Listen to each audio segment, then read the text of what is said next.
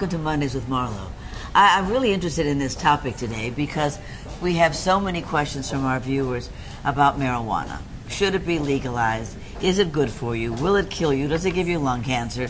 Is it really something that people should be taking medically? And it's wonderful that we have one of the great newsmakers, thank you. Newsman. My husband is such a fan of yours. Oh, well, thank you. Yes, Sanjay Gupta. And and of course, Sanjay is the chief correspondent, medical correspondent for CNN. And you've done a 3-part series on this called Weed. That's right. So you've done 3 and you're about to do your 4th. We're working on our 4th, yeah. Isn't that great? Yeah, a lot of interest in this topic, right. Yeah. But you used to be against marijuana completely, and now you're what? I think medicinal marijuana has a real role in our society, and I think it's one of these things that, in part as a doctor, but I think in part just as a citizen, that you find that not only can it work for people, but oftentimes it can work when nothing else has. Mm-hmm. So, Marlo, I think that this is in part a medical argument, but I think it's a moral argument to some extent as well, that people would be denied treatment that could potentially help them when nothing else has. That's the position I've now really started to take. Here's one thing I think is important. So in terms of the impact on the brain and the impact long term, I've never heard of someone dying of a marijuana overdose. We hear of people being hospitalized for alcoholic overdoses, people dying of liver disease associated with alcoholism.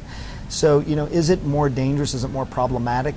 I mean, from a pure, impact on society, it doesn't appear to kill you by overdosing on it. People can get high on it, which I think if they're doing it recreationally, that's sort of the point.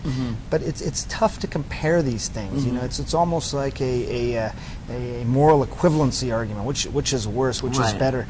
I'm not sure that really matters. But if you come down on it, marijuana does not cause the same sort of problems that alcohol does. This is from Diane. I'd love to know Dr. Gupta's view on marijuana, especially today's version of it. Is there a highly addictive component? Do the positives outweigh the negatives? Can the smoke be a carcinogen? I've never been a fan of marijuana, but I look forward to your response. So this is a loaded question. There's a lot there. So the first one is there a highly addictive component? There does not appear to be a highly addictive component of this. And, I've been focused on medicinal marijuana, but you could say that about marijuana in general. There are drugs that, when you talk about addiction, that there's both a physical and psychological addiction. Physical addiction means that you've been taking it for a while, you stop taking it, you literally don't feel well. Your heart starts to race, you'll sweat. Alcohol again. People who are in alcohol withdrawal, I don't know if you've ever seen it, but it's called the DTs.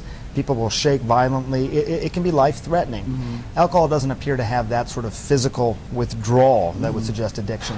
People can become psychologically addicted to this. To marijuana. Yeah, they feel like they have to have it every day. They're happier, and if they don't have it, they may not be as happy. Takes them away from reality. And for people who are using it recreationally, it can be an escapism sort of thing. So there can be a psychological component of it. It probably is more obvious in a developing brain, a young person's brain. By the way, our brains are developing up until sort of our mid-20s. Still the brains are still developing. So this isn't just a teenage thing. Even into your mid-20s, you still got to think about this. This is from Alberta. Just the truth, the whole truth would be nice. Marijuana versus prescription drugs that addict you and eventually kill you. People are lied to and misled so much. Alberta, now you cannot say that about the good doctor, so don't lie and mislead us. No, well, I think what Alberta is saying, I don't know Alberta, but is that there's a lot of prescription drugs out there that are wildly expensive, have the backing of huge pharmaceutical companies that can lead to death. You talk about painkillers, for example. Okay, so take the example of the poppy plant. Poppy is a plant from which most of our painkillers come from. You talk about morphine, Dilaudid, Vicodin, OxyContin. A lot of those come from some variant of that plant or a synthetic of that plant. Do you know that 80% of the world's pain pills are consumed in the United States? No. We are 5% of the world's population, and yet we take 80% of the world's pain pills. And when Alberta's talking about people dying because of overdose deaths, someone dies every 19 minutes in this country from an accidental prescription drug overdose. every 19 minutes. More people die in this way than from car accidents. It's the #1 cause of preventable death in this country. Medications, prescription given to you by a doctor.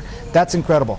And doctors who are irresponsibly giving them to you, too. Well, look, I mean, unless anyone wants to convince me that we have 80% of the world's pain in the United States, I think we're over-medicating. I mean, there's no doubt that we're... And look, I'm a doctor saying this, right? I'm a neurosurgeon. I take care of a lot of people who have pain issues, and there are legitimate pain problems. People, you know, I don't mean to in any way diminish people who have real problems with pain. But a lot of doctors give people pills when they don't really, you know, to feel better or to calm down, and you're just stressed out.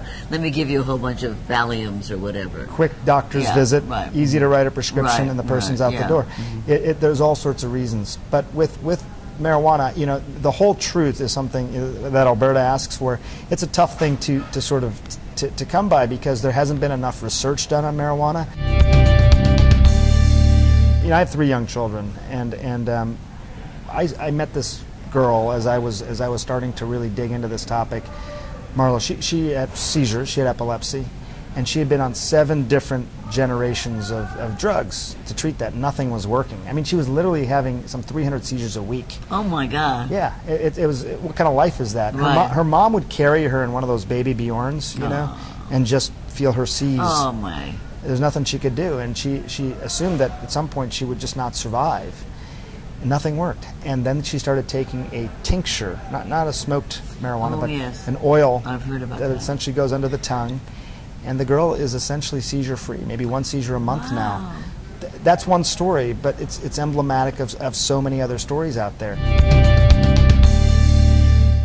This is from Randy. Cannabis oil is a miracle. My nephew uses it to treat a seizure disorder and has worked wonders. No THC, just CBD. Doesn't get high, just better.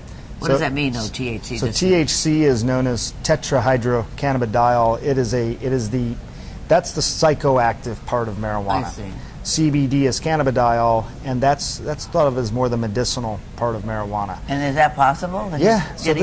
So in fact, a lot of states now in this country have put legislation that says, you know, we want to make CBD marijuana legal. I see. And a lot of states have passed that. Because it doesn't make you high. Does not make you high. And like that little girl I was talking about, she wasn't getting high from that oil that was being squirted into her mouth. This is from Elaine. I'm a big fan of Dr. Gupta, but you. why bother him with questions when there's already so much evidence that marijuana deposits 4 times more tar in the lungs than tobacco? Is that true? I don't know that that's true. I'd be curious. It looks like they may even have a reference on there. I have not heard that.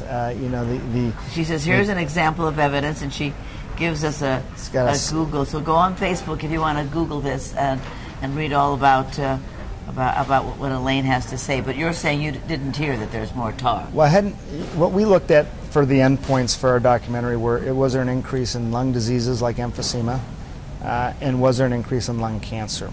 And again, we didn't find evidence that there was an increase in those things over the general population with marijuana smokers.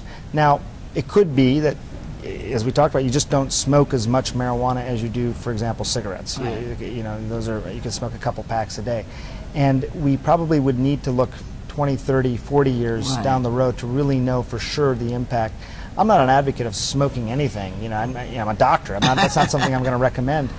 But I think that's a little bit of an open issue. But right now, to say definitively that marijuana causes lung cancer, I don't think anybody can say that. I see. I mean, look, as a neuroscientist, I think you asked me what is my message. It's that you should treat this substance, which can help people, like you treat anything else. It shouldn't get any special favors, but it shouldn't get any special demonization either. Put it through the rigorous tests. We have testing in this country. We know how to do trials. Why do you think marijuana is so demonized? Because it was a feel-good, Woodstock, let's all take our clothes off kind of drug. Was that the deal? Well, you know, I think if you look at Woodstock and all that, I think even that was part of the existing culture at that time. You know, you could go back to the 1930s, 1936, when Reefer Madness came out, right? And Reefer Madness was this documentary that basically painted cannabis as this drug that was going to ruin America. It was going to make everyone dysfunctional, unproductive, sex crazed. It was just going to make people, you know, not be able to live their lives normally anymore. That was 1936. And by the way, it was called cannabis. Marijuana was sort of this pejorative term to describe, it was like the loco weed. It was going to make people crazy. Marijuana was a term that was, it had a negative connotation. Right. So it started back in the 30s probably with this. It was after Prohibition. I think people needed something else to sink their teeth into after alcohol was became legal. Yeah, so it's sort of fascinating. Thank you so much. It's a pleasure. That was a great discussion. Fast discussion. Yeah, we have wonderful viewers. Yeah. Thank you so much for tuning in today. We're so thrilled that you came. Oh, my pleasure. You must come back another time. Anytime. And how do we get to see the ones you've already made? We can buy it on Amazon or see it on YouTube? How do we see what you've done? We're going to keep airing them on CNN, but if you go to CNN.com, you can see the clips there in the schedule of when these are going to air. Again? Yep. Oh, great. Yeah. Okay, we'll do that. Okay, everybody. See you next time. Thanks. Thanks, Marlo.